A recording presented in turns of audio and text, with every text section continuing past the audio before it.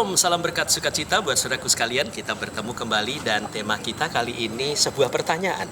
Mengapa Daud? Mengapa Daud, saudara, disebut sebagai orang yang berkenan di hadapan Tuhan? Karena Daud adalah orang yang memang dipilih oleh Allah.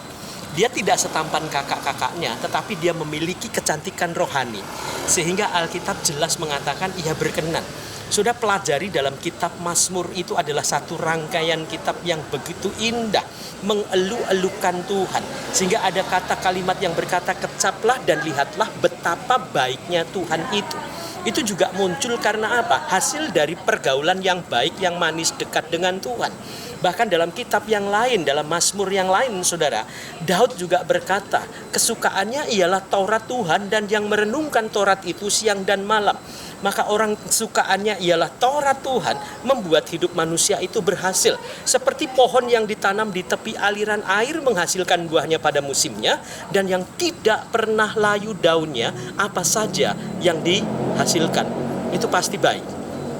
Begitu juga dengan kehidupan kita. Mengapa Daud, saudara?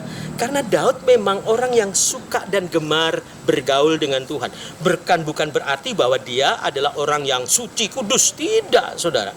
Dia juga melakukan dosa yang begitu menakutkan, begitu menjijikkan. Begitu kalau kita bayangkan dalam diri kita sendiri, dia membunuh orang, kemudian mengambil istri orang yang ia bunuh, apakah itu tidak kekejian di hadapan Tuhan? Tetapi dia cepat minta ampun, dia tahu dia salah, dia sadar, dia ingin memperbaiki kehidupannya. Saudara, selama ada kesempatan, mari belajar seperti apa yang dilakukan oleh Daud. Selama masih ada waktu, kita belajar agar supaya hidup kita makin hari makin bersih, bukan menyimpan suatu hal-hal yang buruk, karena dosa itu menakutkan, dosa itu menghasilkan kematian.